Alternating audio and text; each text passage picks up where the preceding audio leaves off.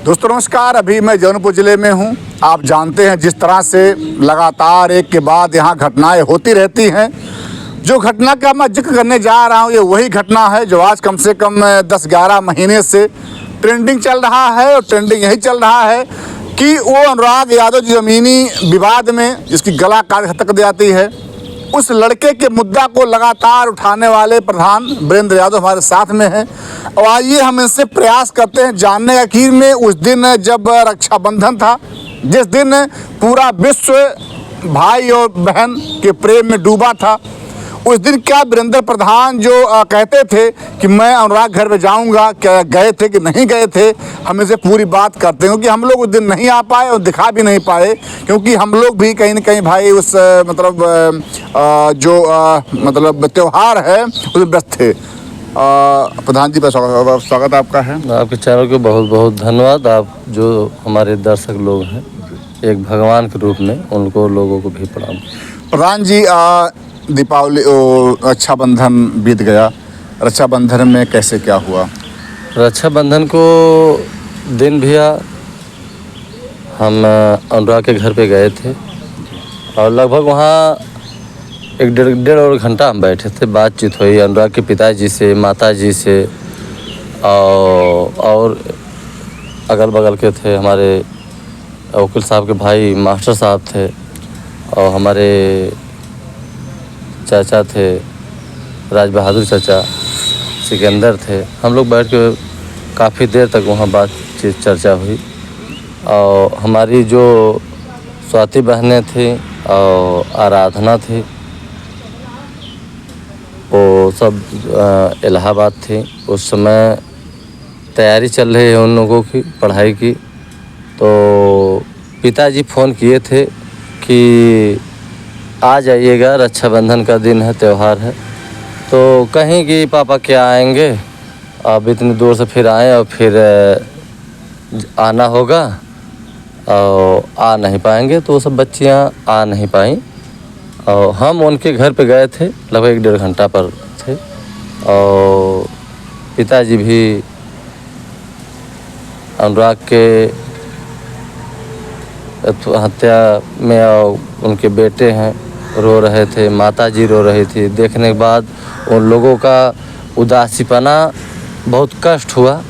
और समझ लीजिए कि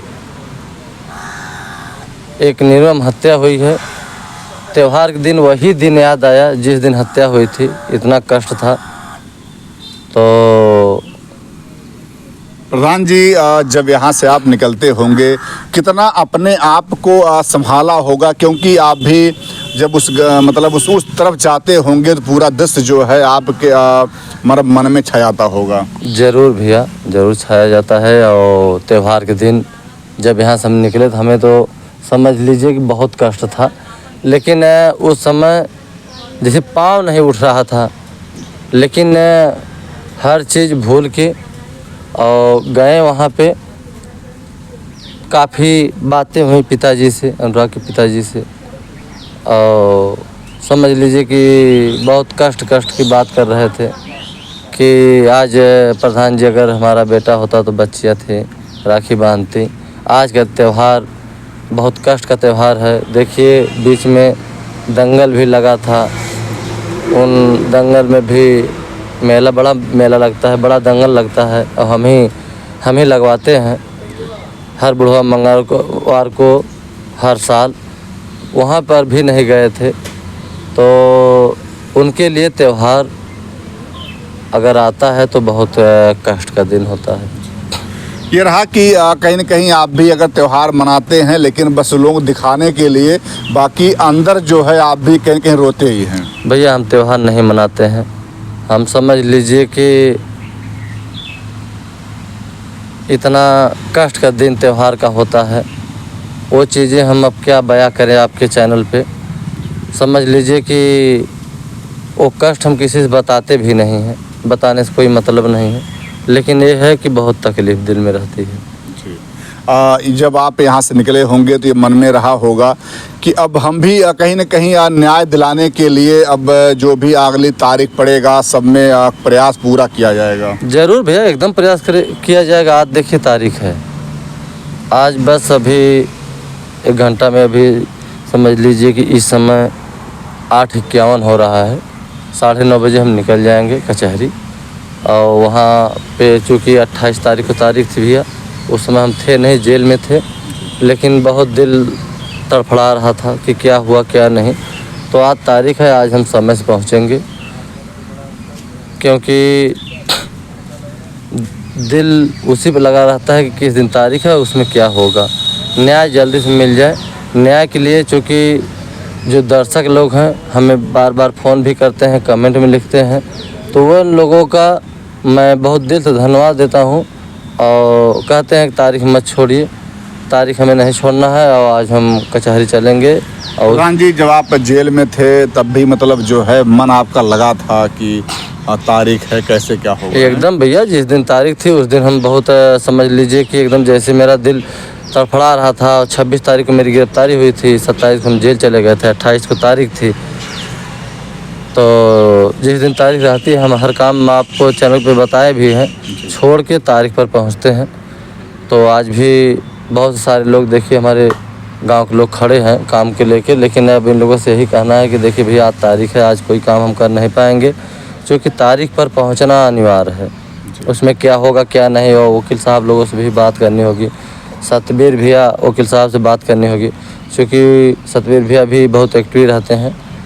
और जब हम जेल से छूट गए हैं तो उन्हें भी बहुत खुशी जताएं कि चलिए प्रधान जी आप आ गए। अच्छा, मतलब बात हुई थी आपसे? जी, तो हम कहें भी कि चलिए आइएगा अगले तारीख पर।